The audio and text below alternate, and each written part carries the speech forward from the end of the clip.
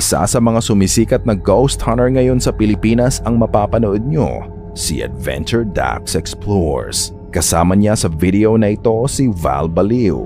They were doing a new ghost hunting trend sa Pilipinas ngayon, ang pagmumukbang sa mga nakakatakot na lugar sa bansa.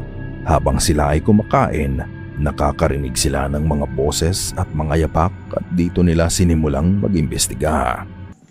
Ang dilim. Ang dilim, Bal. Wala tayong makita. Wala tayong ilaw mo. Mahina lang. Ayan.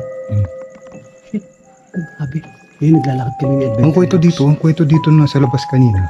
Oo. Yung may babae daw dito na ano. Na dumadaan. Oo, nadaan. Oo. Nadaan na babae. Oo. Putya lagi siya. Tapos biglang mawawala pagkadaan. Oh, talaga? Oo. Grabe. Sabi niya kanina. Tropa, ayan. Ito kami na yung adventure ducks. Ito kami ngayon. Kapag may dumaan dito. Ayan kami. Shit. Putya. Ngayon lang kami nag-collab dito. Oo. Sa tagal namin ngayon lang ulit nagsama kami. Shit. Oh. Yun. Yun. Shit. Tok-tok. May tumutok-tok. Ayun o. Yung tumutok-tok na yun. Tao ba dyan? Tao? Tao dyan. Biglang tok-tok nga. Shit. Malayo. Tingnan mo. Malayo na natin. Grabe, nakakatakot. Okay ka lang, Bal? Oo, okay lang ako. Ikaw, okay ka lang? Iyak ba yun? Saan iyak? Parang umiiyak na ako naririnig. Oo. Shit, ayun o. Grabe o. Ano dun? Ano dun?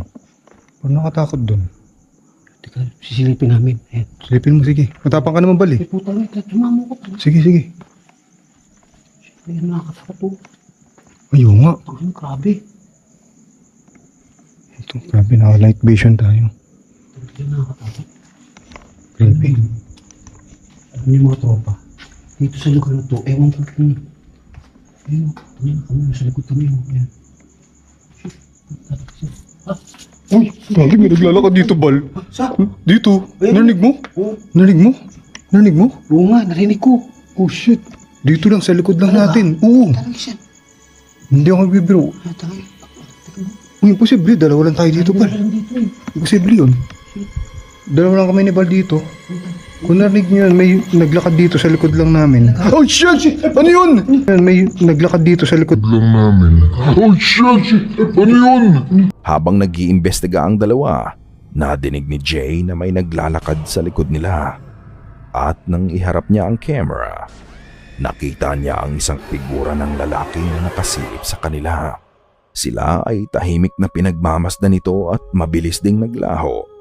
Nang puntahan nila ang pwesto ng itim na lalaking nahagip nila sa camera, wala namang tao doon.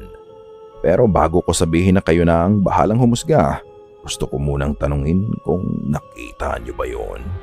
Habang pinapanood ko ang video nila bago pa nila makita ang itim na lalaki, nakarinig sila ng kumakatok. May napansin ako sa video na hindi napansin ni Jay at Val. Hindi din ito napansin ng viewers nila. Tignan mabuti ang dulo ng nitso. May isang puting bagay ang nakasilip uli sa kanila.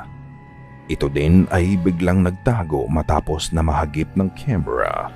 Bukod doon, tignan din mabuti ang loob ng mausoleo sa kanan. Isang malinaw na figura ng lalaki ang nakatayo dito. Maitim na buhok, puting pangtaas at itim na pantalon. Ngunit nang muling ibalik ni Jay ang camera sa direksyon ng mausoleo, ang imahe ng lalaki ay wala na.